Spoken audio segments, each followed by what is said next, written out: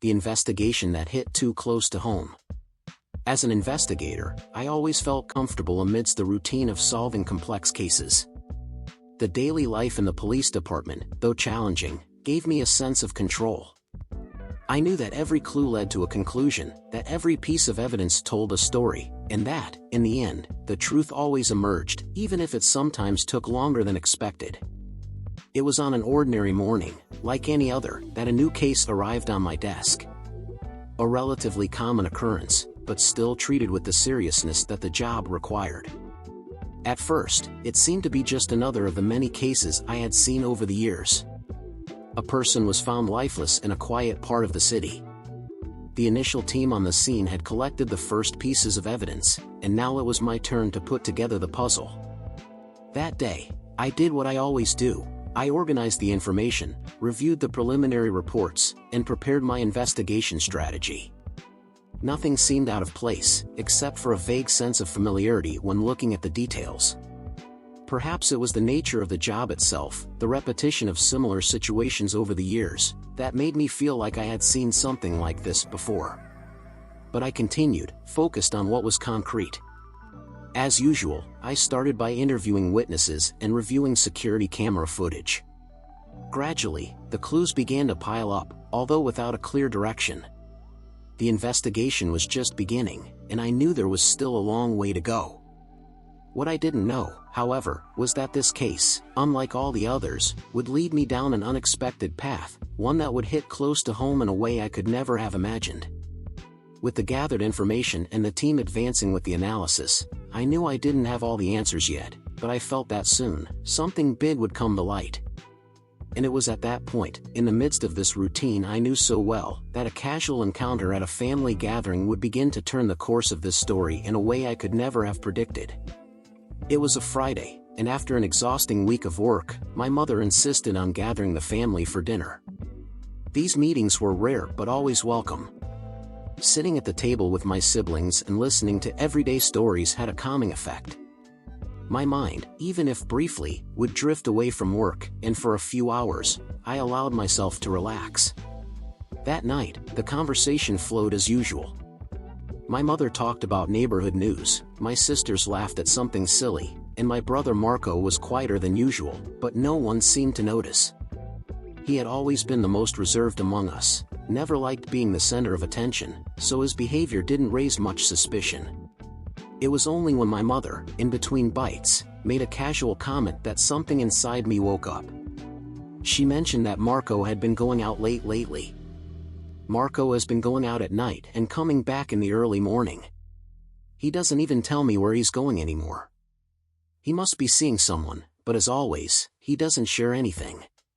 She laughed, as if it were just an innocent observation, unaware that, to me, this simple comment seemed like an echo of something I was still trying to process.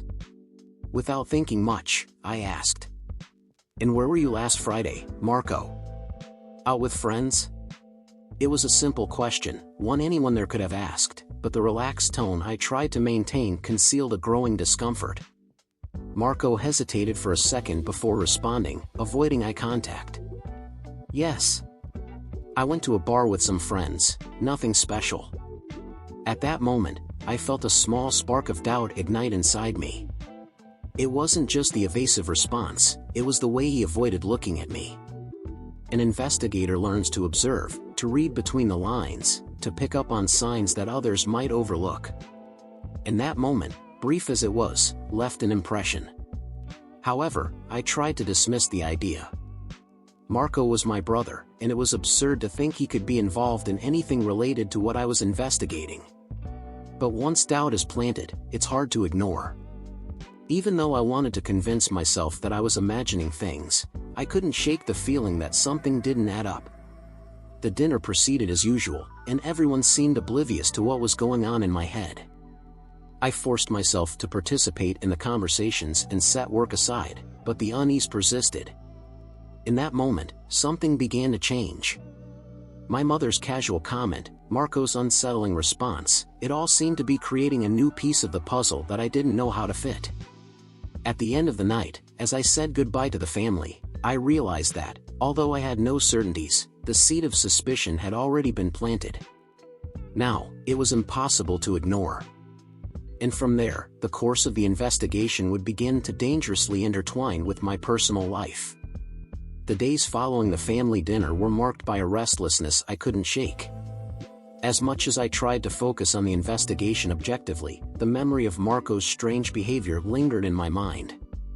My rational side said I was just being paranoid, that he had no reason to be involved in something so serious. But my investigator instinct told me to take a closer look. That's when I decided to review the security cameras that had captured footage around the crime scene. Until then, nothing revealing had been found. The videos showed only pedestrian and vehicle movement, with some faces passing unnoticed amidst the city's routine chaos. However, with my recent suspicion, I resolved to analyze the footage again, this time with a different focus. As the images rolled by, something unexpected caught my attention. In one of the recordings, I saw a familiar figure. My heart skipped a beat, and I rewound the tape to be sure. There, a few meters from the scene, was Marco, walking quickly down the sidewalk, visibly tense. The recording was made minutes before the crime was reported. I felt my body go cold. That was my brother, there was no denying it. He was in the wrong place at the wrong time. But what could he have been doing there? My mind started racing with a flood of questions, and a wave of conflicting emotions washed over me. I didn't want to believe that it was what it appeared to be, but the weight of the evidence was undeniable. Even so, I knew that one image wasn't enough. It could be a coincidence, right? He could have been there for any other reason, and that didn't necessarily tie him to the case. But the doubts were growing, and I couldn't ignore them anymore. I needed more answers. That's when I decided to follow the instinct that had guided me for so many years. Knowing that Marco had been near the crime scene, I decided to dig deeper. I went to my mother's house for a casual visit, but in truth, I had another intention. Discreetly, I managed to take a glass Marco had used and kept it for analysis. I knew it was an act I would never have imagined doing under other circumstances, but I needed to be sure. The lab ran a DNA test comparing the sample from the glass with the skin found under the victim's nails.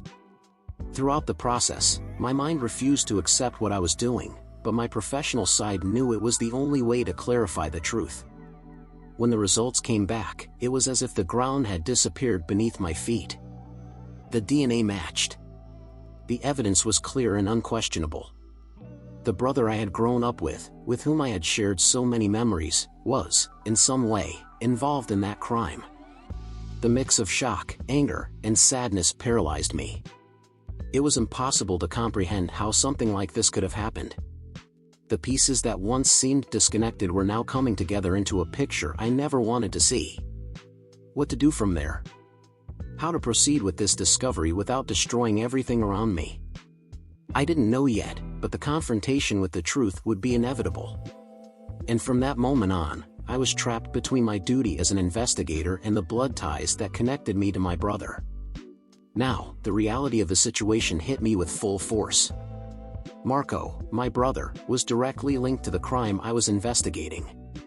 The evidence was clear and solid, but I still struggled to accept it. How could someone who grew up beside me, part of the same family, be involved in something so serious? The question echoed in my mind, repeatedly, without an answer. After receiving the DNA test results, my first reaction was one of absolute shock.